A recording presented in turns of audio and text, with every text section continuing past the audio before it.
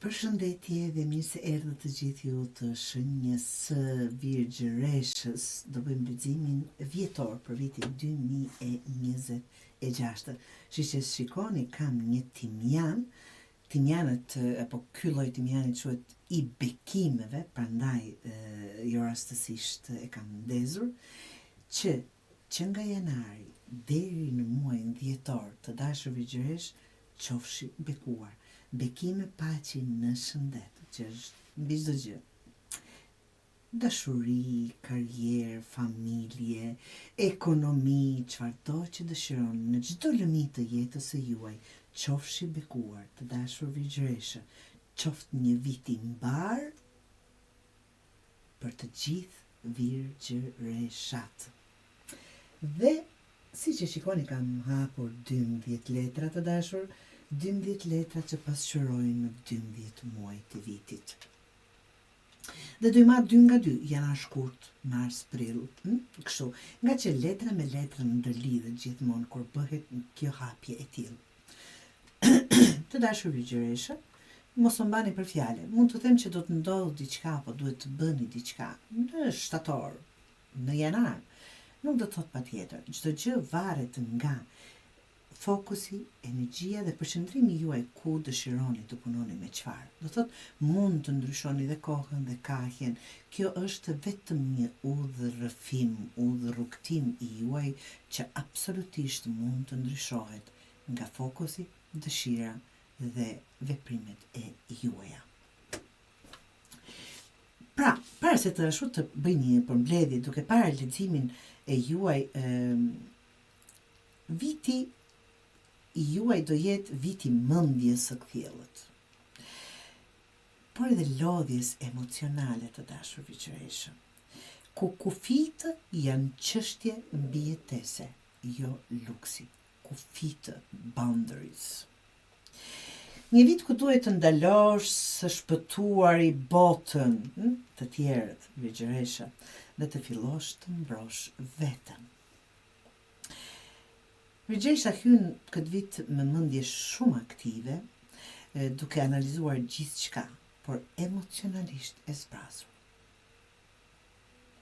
Ka marrë shumë përgjegjësi që nuk i përkasin në fakt. Ka heshtur për të ruajtur paqen dhe ka shtyr veten në plan të dytë. 2026 sikur nuk do ta lejoj këtë model të dashur Virgjëresh, absolutisht. Sepse ky vit do të pyes, kujt po i shërben? Dhe pse? Filloj me janarin dhe shkurtin të dashur. Kam kalorësin e shpatës dhe rrotën e fatit.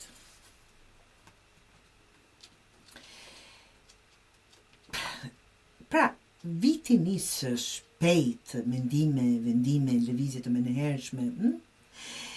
Kalorësi i shpatës tregon reagimet e shpejta, ndërsa rrota e fatit sjell ndryshime të papërshikuara. Mos u nxit për të rregulluar gjithçka. Minjëherë, jo çdo gjë është urgjente.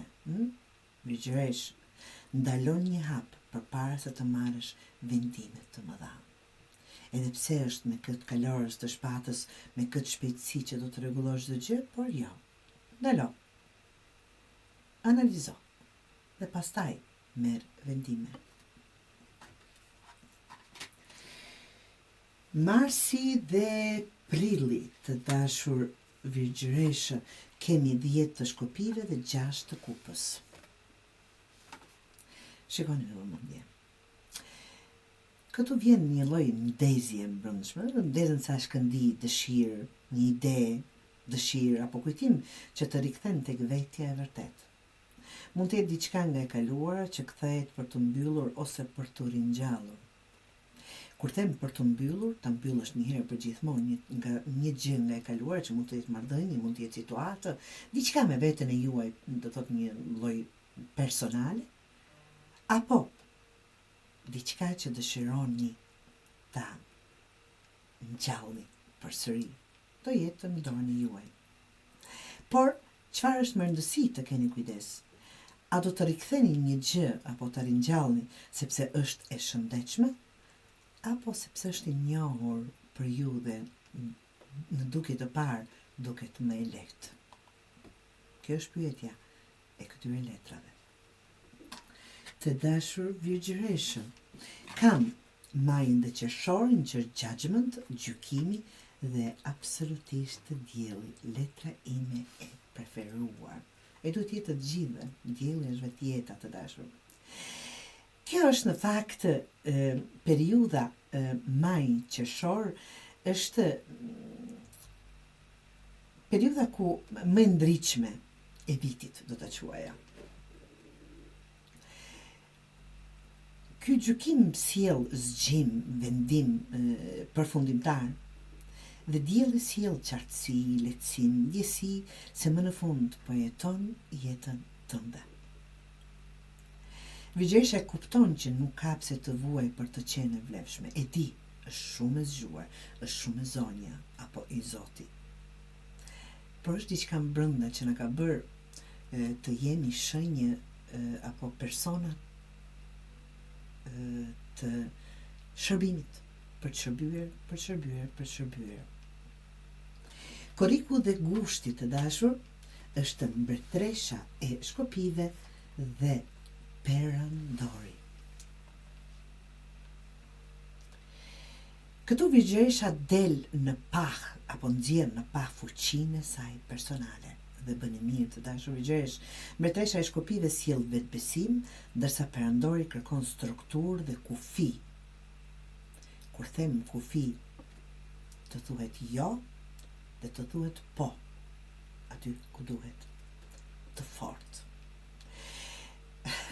Ky është momenti i josë të shëndetshme, që mos të keni të vini konflikt me ndërgjegjen e juaj, e thash jo, ndoshta do është dashur, të lë pak punët mia anash, e ti përgjigje me të, tipik virgjëresha. Jo shpjegime të tepërta, jo faj, por jo pa i ndjerë veten në faj, të dashur virgjëresha. Shtatori dhe tetori është 6 të monedhës dhe mbretëresha e shpatës. Ja kujtoni këtu. Mbretëresha e shpatës, të vë simbas radhës që ishin. Balanca kthehet për herë të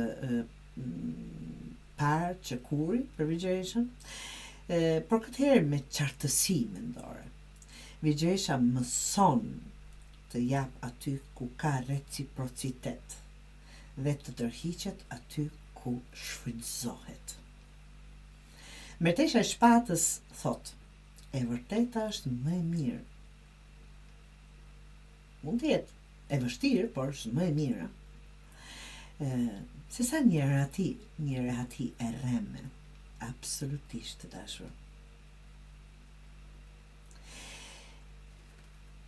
Dhe 2 muajt e fundit të vitit, të dashur, nëntori dhe dhjetori, kemi 8 të kupës dhe 5 të monedhës. Viti mbyllet me një largim emocional, diçka si më në fund. 8 të kupës tregon se virgjëresha lë pas diçka që nuk e ushqen më, nuk e lëvërdis, nuk ka interes.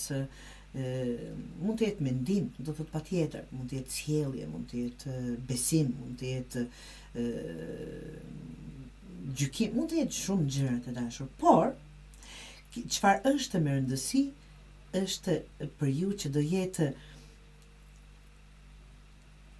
një lloj çlirimi nga që kam 5 të monedhës sjell një ndjenjë sikur po humbet diçka nga karakteri jot, se i mësuar të marrim si shembull po jepni, po gjindeni për të gjithë, jeni aty për të bërë shenjë e shërbimit, virgjëresha, por dhe ajo të mëson, të bën të ndihesh sikur vërtet po humbet diçka, por në fakt kjo do jetë një çlirim. Gjitha këto nuk do jenë asnjëherë, të dashur, dhe s'duhet marrë si dështim, është vetë respekt. Dhe të paktën këtë vit, të dashur virgjëresh, të bëjmë diçka që në lëvërdis neve dhe jo të tjerëve. Po them neve nga që dhe unë jam virgjëresha. Dy letrat që kisha vënë për si tip shtesë, shikoni me vëmendje, t'i hapja e t'i zgjedhja vetë nuk do dilnin kështu. Unë do thosha që këtë letër të paktën të gjitha ta bëni screenshot dhe ta mbani gjithë vitit. Kjo është letra kryesore e vitit për ju, të dashur i gjesh. Nëse nuk vendos kufi, do të ndihesh e shkelur. Nëse i vendos, do fillon shërimi dhe jeta e juaj ashtu siç e meritoni. Kufit nuk të bëjnë egoist, të bëjnë njëri të shëndetshëm, njëri që di të thotë jo kur duhet dhe kur e ndjen. Dhe letra tjetër është një pasqyrë e harruar që do të sjell me vete një energji të kënaqësisë. Një pasion, talent apo dëshirë që e ke harruar ndoshta do të rikthej gëzimin. Diçka që ke lënë pas, se nuk ishe kohë apo nuk arrije dot. Rikthehu tek ajo që të gjallëron, tek ajo që të jep atë që të bën të ndihesh e gjallë apo i gjallë të dashur. Ky vit nuk të kërkon të rregullosh botën. Të kërkon të ndalosh të sakrifikuar veten për atë botë. Kur vendos kufi, atëherë do të filloj jeta të respektoj. Mu, ty. Gëzuar të dashur vigjëresh dhe qoftë një vit i mbar për të gjithë ju.